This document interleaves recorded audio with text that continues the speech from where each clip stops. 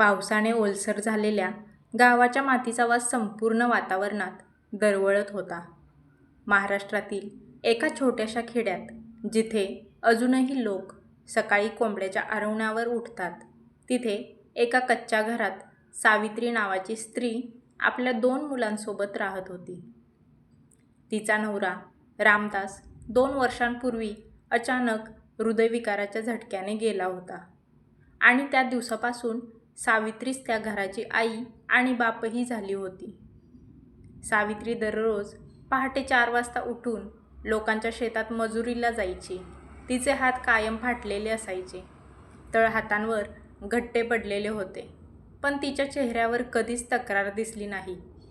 कारण तिच्यासाठी तिची 2 मुलं रोहन आणि छोटी अन्वी हेच तिचं सगळं जग होतं. रोहन 12वीला शिकत होता आणि त्याचं स्वप्न होतं मोठा इंजिनियर होण्याचं. गावातल्या लोकांना त्याचं स्वप्न ऐकून हसू यायचं. मजुराच्या पोराला इंजिनियर व्हायचंय, ते टोमणे मारायचे. पण सावित्री प्रत्येक वेळी त्याच्या पाठीवर हात ठेवून म्हणायची, माझा मुलगा एक दिवस सगळ्यांना उत्तर देईल. आणि एक दिवस रोहनच्या कॉलेजमधून पत्र आलं. पुण्यातील एका मोठ्या इंजिनियर कॉलेजमध्ये त्याचा प्रवेश निश्चित झाला होता. पण फी होती तब्बल 1.5 लाख रुपये. एवढे पैसे आणायचे कुठून या विचारानेच सावित्रीच्या हातातून पत्र खाली पडलं. तिने आयुष्यात कधी एकदम इतके पैसे पाहिलेले नव्हते. त्या रात्री ती झोपलीच नाही. तिने तिच्या छोट्या घराच्या भिंतीकडे बघत एक निर्णय घेतला. दुसऱ्या दिवशी ती गावातील सावकाराकडे गेली. सावकाराने घराच्या कागदांवर सही घेण्याची अट ठेवली. जर वेळेत पैसे दिले नाहीस तर घर माझं, तो थंडपणे म्हणाला. सावित्रीने एक क्षणही न घालवता कागदांवर सही केली. तिच्या डोळ्यात पाणी होतं. रोहनला याबद्दल काहीच माहीत नव्हतं. तो पुण्याला गेला. मोठ्या शहरातल्या उंच इमारती, इंग्रजी बोलणारी मुलं, महागडे कपडे हे सगळं त्याच्यासाठी नवीन होतं. सुरुवातीला त्याला कमीपणा वाटायचा, पण आईचे शब्द त्याच्या कानात घुमायचे. तो अभ्यासात स्वतःला झोकून देऊ लागला. 4 वर्षे सरली. रोहनने कॉलेजमध्ये टॉप केलं. त्याला पुण्यातील मोठ्या कंपनीत नोकरी मिळाली. पहिल्या पगाराचा चेक हातात घेताना त्याच्या डोळ्यात पाणी आलं. त्याने ठरवलं, आता आईला आराम द्यायचा. तो अचानक गावात गेला, पण घरासमोर उभा राहिल्यावर त्याचे पाय थरथरले. घरावर कुलूप होतं. शेजारच्या काकूंनी त्याला पाहिलं आणि डोळे पुसत म्हणाल्या, बाळा, तुझी आई इथे राहत नाही. रोहनच्या छातीत धडधड वाढली. कुठे आहे आई? तो थरथरत विचारू लागला. काकूंनी सांगितलं की 2 वर्षापूर्वी सावकाराने घर जप्त केलं, कारण सावित्री वेळेत पैसे भरू शकली नाही. ती रोज मजुरी करून हप्ते भरायची, पण व्याज इतकं वाढलं की शेवटी घर गमावलं. आणि आई? रोहनचा आवाज तुटला. ती गावाबाहेरच्या एका छोट्या झोपडीत राहते आणि अजूनही मजुरी करते, काकूंनी सांगितलं. रोहनच्या हातातून बॅग खाली पडली. तो धावत गावाबाहेर गेला. एका झोपडीसमोर त्याने सावित्रीला पाहिलं. ती हातात फावडा घेऊन माती उकरत होती. केस पांढरे झाले होते. चेहरा सुरकुतलेला होता, पण डोळ्यात अजूनही तेच प्रेम होतं. आई? रोहनचा आवाज कापला. सावित्री वळली. तिने त्याला पाहिलं. क्षणभर ती स्तब्ध उभी राहिली आणि पुढच्या क्षणी तिच्या हातातून फावडा खाली पडला. ती धावत आली आणि मुलाला मिठी मारली. रोहन रडत म्हणाला, आई, तू मला का नाही सांगितलं? सावित्री हसत म्हणाली, तुझ्या स्वप्नांवर सावली पडू द्यायची नव्हती मला. रोहन त्या क्षणी आतून कोसळला. त्याने आईचा हात हातात घेतला आणि म्हणाला, आता तुझा मुलगा आला आहे. आता कुणी तुला रडवणार नाही. रोहन दुसऱ्या दिवशी सावकाराकडे गेला आणि तिथे त्याला कळलं की घराचे कागद आता फक्त सावकाराकडे नाहीत, तर त्याच्या कंपनीच्या मालकाकडे आहेत. आणि तो मालक कोण होता हे समजल्यावर रोहनच्या आयुष्याला आणखी एक मोठा धक्का बसणार होता. रोहन दुसऱ्या दिवशी सकाळीच सावकाराच्या मोठ्या पक्क्या घरासमोर उभा होता. त्याच्या डोळ्यात राग नव्हता, पण निर्धार जळत होता. सावकार दारात बसून चहा पीत होता. त्याने रोहनला पाहिलं आणि थंड आवाजात म्हणाला, अरे इंजिनियर साहेब, शेवटी आलासच का? रोहनने सरळ विषयाला हात घातला. माझ्या घराचे कागद कुठे आहेत? किती पैसे आहेत ते सांग, मी आत्ताच देतो. सावकाराने कप टेबलावर ठेवला आणि खुर्चीत रेलत म्हणाला, उशीर झालाय. घर आता माझं नाही. रोहनच्या छातीत धडधड वाढली. म्हणजे ते घर मी विकून टाकलं. पुण्यातील देशमुख इंडस्ट्रीजच्या मालकाने घेतलं आहे. रोहन काही क्षण गप्प उभा राहिला. देशमुख इंडस्ट्रीज, तीच कंपनी जिथे तो काम करत होता. त्याचा श्वास अडकला. दुसऱ्या दिवशी रोहन थेट कंपनीच्या मुख्य कार्यालयात गेला. त्याच्या हातात त्याचा पहिला पगार अजून आलेला नव्हता, तर आईच्या सहीची वेदना होती. त्याने रिसेप्शनवर विचारलं, मला सरांना भेटायचं आहे. काही वेळाने तो कंपनीचे मालक विक्रम देशमुख त्यांच्या केबिनमध्ये उभा होता. विक्रम देशमुख मोठ्या खुर्चीत बसले होते. चेहरा गंभीर, डोळ्यात एक विचित्र थंडपणा. रोहन, काय काम आहे? त्यांनी शांत आवाजात विचारलं. रोहनने थेट मुद्दा मांडला. सर, माझ्या गावातलं घर तुम्ही विकत घेतलं आहे. ते घर माझ्या आईचं होतं. मला ते परत घ्यायचं आहे. कितीही किंमत द्या, मी देईन. विक्रम देशमुख काही क्षण शांत राहिले. मग ते हलकेच हसले. तुला माहीत आहे का ते घर मी का घेतलं? रोहन गोंधळला. नाही. देशमुख उठले, खिडकीपाशी जाऊन उभे राहिले. कारण त्या घरात एक स्त्री राहायची, जिने माझं आयुष्य कधीतरी बदललं होतं. रोहनच्या अंगावर काटा आला. विक्रम देशमुख हळू आवाजात म्हणाले, 20 वर्षांपूर्वी मी त्या गावात शिक्षक होतो. गरीब होतो. माझ्यावर खोटा आरोप लावला गेला. गावाने मला हकलून दिलं. त्यावेळी फक्त एकच व्यक्ती माझ्या बाजूने उभी राहिली, तुझी आई सावित्री. रोहन स्तब्ध झाला. तीच होती जिने सगळ्यांसमोर सांगितलं की मी निर्दोष आहे, पण कोणी ऐकलं नाही. मी गाव सोडलं आणि आयुष्य बदललं. देशमुख वळले. त्यांच्या डोळ्यात आता कठोरपणा नव्हता. जेव्हा मला कळालं की सावित्रीने मुलासाठी घर गहाण ठेवलं आहे, तेव्हा मी ते घर विकत घेतलं. पण तिला माहीत नाही की ते अजूनही तिचंच आहे. रोहनचा श्वास थांबला.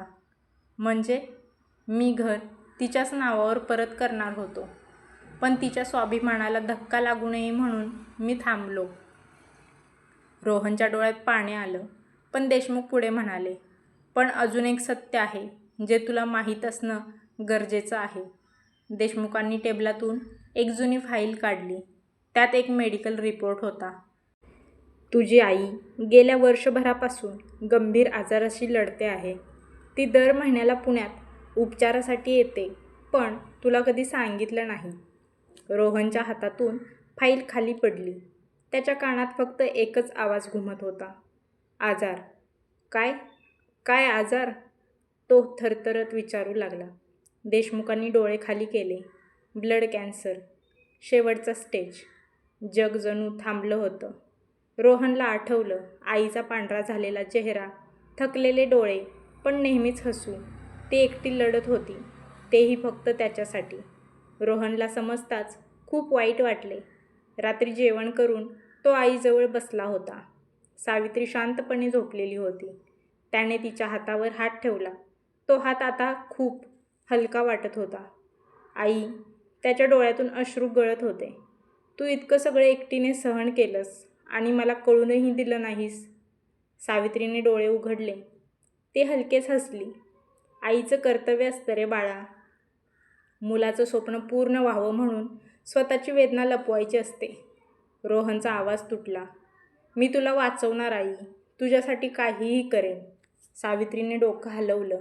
मला काही नको, फक्त एक वचन दे. काय आई? तुझ्या बहिणीचं शिक्षण थांबू देऊ नकोस आणि आयुष्यात कधीही गरिबीला कमी समजू नकोस. रोहन रडत मान हलवू लागला. दोघेही रडू लागले. दुसऱ्या दिवशी रोहन हॉस्पिटलमध्ये गेला. सर्व परिस्थिती सांगितली. त्यावर डॉक्टरांनी सांगितलं, उपचार शक्य आहे, पण बोन मॅरो ट्रान्सप्लांट लागेल आणि त्यासाठी योग्य डोनर सापडणं अत्यंत कठीण आहे. रिपोर्ट आले, पण रोहन मॅच झाला नाही. नंतर रोहनच्या बहिणीचा जुळतोय का पाहिला, पण अन्वीही नाही. मग अचानक विक्रम देशमुख पुढे आले. माझा टेस्ट करा. आणि पुन्हा रिपोर्ट आला. आणि तो 100% मॅच होता. रोहन आणि सावित्री दोघेही थक्क झाले. डॉक्टरांनी शांतपणे सांगितलं, हे सहसा रक्तसंबंधातच शक्य असतं. रोहन आणि सावित्रीने एकमेकांकडे पाहिलं. देशमुखांचे डोळे खाली होते, पण आता उघड होणार होतं ते गुपित, जे 25 वर्षे सावित्रीने लपवून ठेवलं होतं. हॉस्पिटलच्या त्या पांढऱ्या खोलीत पूर्ण शांतता होती. मशीनचा बीप बीप आवाज आणि सावित्रीच्या मंद श्वासांचा ताल एवढंच ऐकू येत होतं. डॉक्टरांनी पुन्हा स्पष्ट केलं, बोन मॅरो 100% मॅच होणं सहसा रक्ताच्या नात्यातच होतं. रोहनच्या छातीत धडधड वाढली. त्याने हळूहळू विक्रम देशमुखांकडे पाहिलं. विक्रम देशमुख शांत उभे होते, पण त्यांच्या डोळ्यात वर्षानुवर्षे दाबलेली वेदना दिसत होती. हे कसं शक्य आहे? रोहनचा आवाज अडखळला. सावित्रीने डोळे मिटले. तिच्या गालावरून अश्रू ओघळला. ती हलक्या आवाजात म्हणाली, आज वेळ आली आहे सत्य सांगायची. 25 वर्षापूर्वी गावात विक्रम देशमुख तरुण शिक्षक म्हणून आले होते. खूप हुशार, स्वाभिमानी आणि प्रामाणिक. सावित्री तेव्हा अवघी 20 वर्षांची होती. तिचं लग्न ठरलेलं होतं, पण तिचं मन कुणावर तरी हरवलं होतं. ते दोघे एकमेकांवर प्रेम करू लागले. पण गाव छोटं होतं. लोकांच्या नजरा मोठ्या होत्या. लोकांची कुजबूज वाढली. एक दिवस अचानक विक्रमवर खोटा आरोप लावला गेला. शाळेतील पैशांच्या गैरव्यवहाराचा. गाव पेटलं. लोकांनी त्यांना चोर ठरवलं. सावित्री त्यांच्या बाजूने उभी राहिली, पण कुणीही ऐकलं नाही. त्यांना गाव सोडावं लागलं. त्या रात्री पावसात भिजत त्यांनी सावित्रीला शेवटचं वचन दिलं, मी एक दिवस परत येईन, निर्दोष म्हणून. पण नियतीने वेगळाच खेळ खेळला. त्या काळात सावित्री गर्भवती होती. आयुष्याचा सर्वात कठीण निर्णय होता. ती गर्भवती असल्यामुळे गावात लग्न मोडलं. लोकांनी तिला दोष दिला. तिच्या वडिलांनी घाईघाईत तिचं लग्न रामदाससोबत लावून दिलं. रामदास चांगला माणूस होता. त्याने कधीही प्रश्न विचारले नाहीत. आणि रोहनचा जन्म झाला. संपूर्ण गावाला वाटलं तो रामदासचा मुलगा आहे, पण सत्य वेगळं होतं. रोहन विक्रम देशमुखांचा मुलगा होता. हे ऐकून हॉस्पिटलच्या खोलीत शांतता पसरली. रोहनच्या डोळ्यातून अश्रू धबधब्यासारखे वाहू लागले. म्हणजे माझे बाबा? सावित्रीने मान हलवली. हो, ते तुझे बाबा आहेत. विक्रम देशमुख पुढे आले. त्यांचा आवाज कापत होता. मी परत आलो होतो सावित्री, पण तुझं लग्न झाल्याचं कळलं. मी तुझं आयुष्य मोडू इच्छित नव्हतो, म्हणून दूर राहिलो. पण तुझी आणि रोहनची माहिती मी गुपचूप घेत राहिलो. रोहन मागे सरकला. त्याच्या मनात वादळ होतं, ज्याला तो आयुष्यभर सर म्हणत होता. तो त्याचा जन्मदाता होता. सावित्रीने हात पुढे केला. रोहन, मला माफ कर बाळा. मी तुला वडिलांपासून दूर ठेवलं.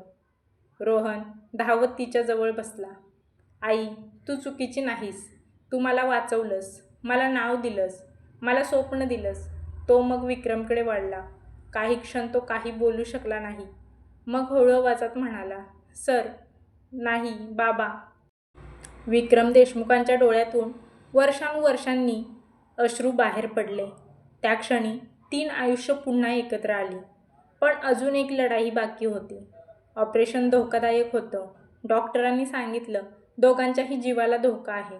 रोहन पूर्ण रात्र हॉस्पिटलच्या कॉरिडॉरमध्ये बसला होता. त्याच्या डोळ्यासमोर आईचं आयुष्य फिरत होतं. तिनं केलेली सही, गमावलेलं घर, लपवलेला आजार आणि आता उघड झालेलं हे सत्य. सर्व काही त्याच्या मनात सतत घोळत होते. सकाळी ऑपरेशन थिएटरचं दार उघडलं. डॉक्टर बाहेर आले. त्यांच्या चेहऱ्यावर गंभीर भाव होते. रोहनचा श्वास अडखळला. ऑपरेशन यशस्वी झालं, डॉक्टर बोलले. पण सावित्रीची प्रकृती अजून नाजूक आहे. रोहनच्या डोळ्यात थोडासा आशेचा किरण चमकला. त्याने तिथे जवळच असलेल्या गणपती बाप्पांना नमस्कार केला. माझ्या आईला लवकर बरं कर. काही दिवसांनी सावित्रीला शुद्ध आली. तिने दोघांचे हात हातात घेतले. माझं घर परत मिळालं का? आईने विचारलं. रोहन हसत म्हणाला, आई, घर नाही, आता संपूर्ण गाव तुझं आहे. विक्रम देशमुखांनी आधीच घर तिच्या नावावर केलेलं होतं. सावित्रीच्या चेहऱ्यावर समाधान पसरलं. मग मला काही भीती नाही, असं बोलून तिने डोळे मिटले. मशीनचा बीप हळूहळू स्थिर झाला आणि त्या क्षणी रोहनला जाणवलं, आई आता सोडून जाणार आहे. आईने आयुष्यभर सही केली, पण शेवटी नशिबाने तिच्या प्रेमावर शिक्कामोर्तब केलं. आणि काही महिन्यानंतरच रोहन आणि विक्रम देशमुखांनी त्या गावात एक मोठी शाळा उघडली, सावित्री विद्यालय, जिथे गरीब मुलांना मोफत शिक्षण मिळू लागलं. कारण एका आईने सही करताना फक्त कागदावर नाव लिहिलं नव्हतं, तिने मुलाच्या भविष्यात आशा लिहिली होती. सावित्री गेल्यानंतर 3 महिने झाले होते. घर परत मिळालं होतं. गावात सावित्री विद्यालय सुरू झालं होतं. लोक आता तिचं नाव आदराने घेत होते. पण रोहनच्या मनात एक रिकामी जागा होती. रात्री तो आईच्या जुन्या पेटीतले कपडे, साड्या, कागद पाहत बसायचा. त्या पेटीत अजूनही मातीचा वास होता. तो तिच्या कष्टांचा वास होता. एका रात्री त्याला त्या पेटीत एक जुना लिफाफा सापडला. त्यावर लिहिलेलं होतं, रोहनसाठी, योग्य वेळ आल्यावर. ते पाहूनच रोहनचे हात थरथरू लागले. त्याने पत्र उघडलं. आईचं शेवटचं पत्र होतं. बाळा, रोहन, जर तू हे पत्र वाचत असशील तर कदाचित मी तुझ्या जवळ नसेन. पण लक्षात ठेव, आई कधीच पूर्णपणे दूर जात नाही. मला माहिती होतं की एक दिवस तुला सत्य कळेल. माझी एकच भीती होती, तू तुझ्या बाबांवर राग धरशील. पण बाळा, ते वाईट नव्हते. परिस्थिती वाईट होती. आणखी एक सत्य आहे जे मी कुणालाच सांगितलं नाही. तुझ्या बाबांवर जो आरोप झाला होता तो खोटा होता आणि तो आरोप लावणारा माणूस आजही जिवंत आहे. तो माणूस आहे गावचा माजी सरपंच गणपत पाटील. रोहनच्या डोळ्यात रागाची ज्वाला पेटली.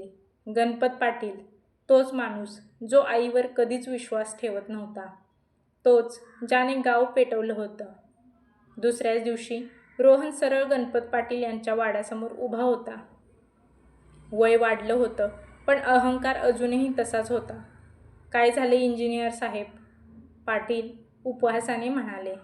रोहनने शांतपणे विचारलं.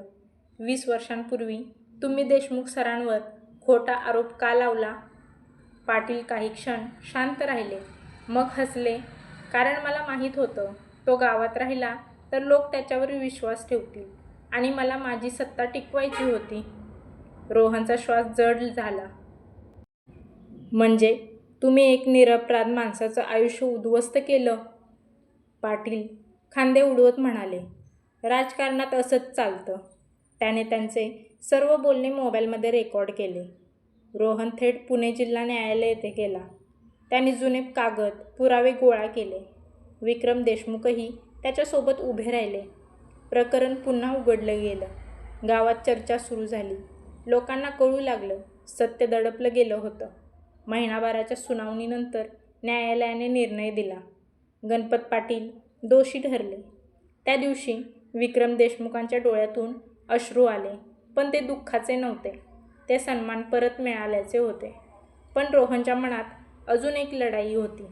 त्याने बाबांना विचारलं, तुम्ही आईवर अजूनही प्रेम करता का?